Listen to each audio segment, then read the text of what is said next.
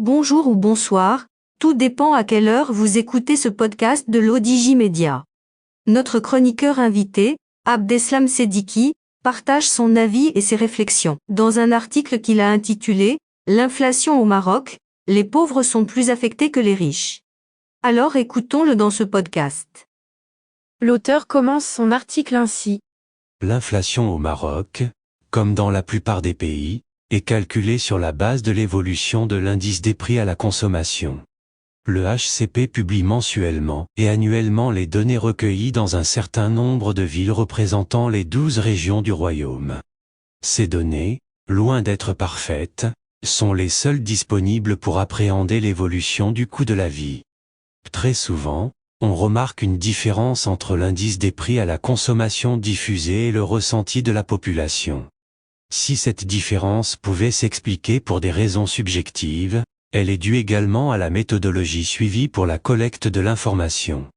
Ce biais méthodologique est dû aux éléments suivants. En premier lieu, la population rurale est entièrement exclue du champ de l'enquête, seule la population urbaine est prise en considération. En deuxième lieu, au sein de cette population urbaine, les prix relevés ne concernent que 18 principales villes, à savoir, Agadir, Casablanca, Fès, Kénitra, Marrakech, Oujda, Rabat, Tétouan, Meknès, Tanger, Laâyoune, Dakhla, Guelmim, Ceuta, Safi, Beni Mellal, Al-Hoceima et Rachidia. Plus de 250 communes urbaines sont exclues. En troisième lieu, le panier de l'indice ne reflète pas la réalité du panier de la ménagère. L'auteur poursuit son article ainsi. La note méthodologique du HCP précise que le panier contient 546 articles et 1391 variétés de produits, classés en 12 divisions et 43 groupes représentant la majorité des articles consommés par la population urbaine. En quatrième et dernier lieu, les pondérations de l'année de base ont été calculées à partir des données provenant des résultats de l'enquête de consommation de 2014. Elles représentent la structure des dépenses de consommation des ménages urbains. Mais on aurait aimé que le HCP nous présente différents indices relatifs aux 10 classes de consommation, allant du décile le plus pauvre au décile le plus riche en lieu et place d'un indice moyen qui englobe les riches et les pauvres. Et c'est à ce niveau que réside le fossé entre les chiffres publiés et la réalité sur le terrain. Bien sûr, on ne demandera pas au HCP, dans sa structure actuelle et les moyens dont il dispose, l'impossible. Il faut pour cela renforcer les moyens mis à sa disposition pour pouvoir couvrir l'ensemble du territoire et produire une information plus proche de la réalité pouvant servir effectivement de base à l'élaboration des politiques publiques dédiées.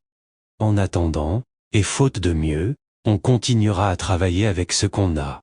Ainsi, au terme de l'année 2022, l'indice des prix à la consommation a atteint le niveau de 110,8 contre 103,9 l'année précédente, marquant ainsi une hausse de 6,6%. Cette moyenne globale de 6,6% est ventilée en fonction des divisions des produits comme suit. Les produits alimentaires et boissons non alcoolisées ont connu une hausse de 11,3% au cours de l'année 2022 par rapport à l'année 2021. Cette variation résulte de la hausse des prix des huiles et graisses avec 26,4%, des légumes avec 15,7%, du pain et céréales avec 14,4%, des viandes avec 7,9%, du lait, fromage et œufs avec 6,9%, des fruits avec 5,6% et des poissons et fruits de mer avec 4,6%. Pour les produits non alimentaires, l'indice de la division transport a enregistré une augmentation de 12,2%.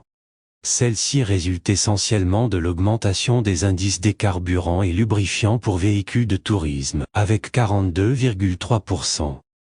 L'auteur précise ainsi.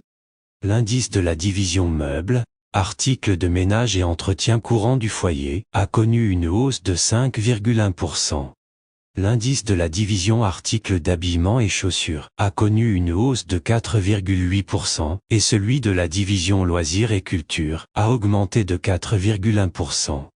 On le voit, les produits qui constituent l'essentiel du panier des classes démunies sont ceux dont les prix à la consommation ont enregistré les taux les plus élevés.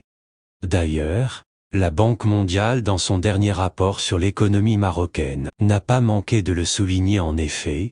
Les calculs présentés dans ce rapport montrent que l'inflation annuelle peut être 30% plus élevée pour le décile le plus pauvre que pour le décile le plus riche.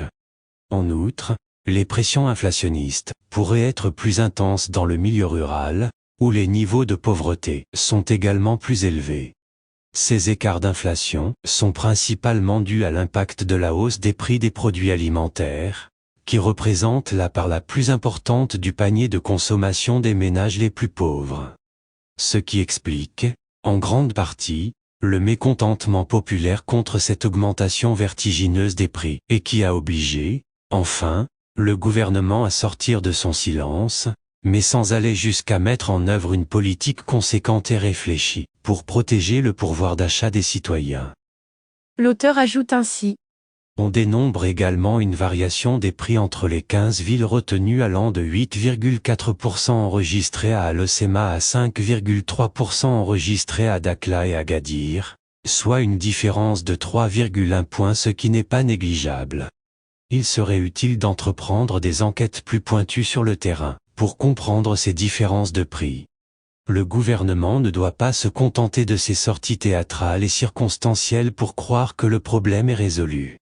La population attend de sa part des mesures concrètes et continues dans le temps et dans l'espace. Les solutions existent. Il faut simplement avoir la volonté de dépasser les intérêts étroits, de classe, et mettre l'intérêt collectif au-dessus de toute considération. À titre d'indication, nous lui rappelons les propositions des différentes organisations politiques, syndicales et de la société civile, ou celles émanant des instances constitutionnelles du pays, le Conseil économique, social et environnemental, le Conseil de la concurrence. Ainsi, tout récemment, le Conseil économique, social et environnemental, instance de concertation et de dialogue, rappelle l'urgence d'une réorganisation des circuits de commercialisation et d'une réglementation du rôle des intermédiaires, pour atténuer la hausse des prix des produits alimentaires. Auparavant, le Conseil de la concurrence a proposé l'imposition des superprofits réalisés par les sociétés pétrolières. Par ailleurs, et cela relève de la confiance entre administration et administrés, le gouvernement doit être réactif avec les médias et l'opinion publique. Ainsi, on ne comprend pas son silence par rapport aux rumeurs sur l'existence d'un délit d'initié en matière d'importation des bovins du Brésil. L'auteur conclut son article ainsi. Le même silence est observé face au sujet de l'importation du diesel russe à un prix très inférieur au prix mondial, sans en faire bénéficier le consommateur local. Vrai ou fausse, de telles informations, eu égard à leur sensibilité, méritent une clarification. Qui ne dit pas mot consent. Rédigé par Abdeslam Sediki, et lu par l'intelligence artificielle de l'ODJ Media. Merci d'avoir écouté ce podcast de l'ODJ Media, ce bouquet de supports numériques, portail, magazine mensuel connecté, web radio et web TV. N'oubliez pas de télécharger notre application l'ODJ Mobile sur Play Store et de vous abonner à notre chaîne YouTube l'ODJ TV. Vous pouvez, aussi, nous suivre sur nos réseaux sociaux, Instagram, Facebook, TikTok, LinkedIn et Twitter. Ou encore, vous inscrire sur notre newsletter quotidienne à partir du portail lodj.ma. Alors, on se dit au prochain podcast de nos chroniqueurs invités. Et à très bientôt, si et seulement si vous le voulez bien.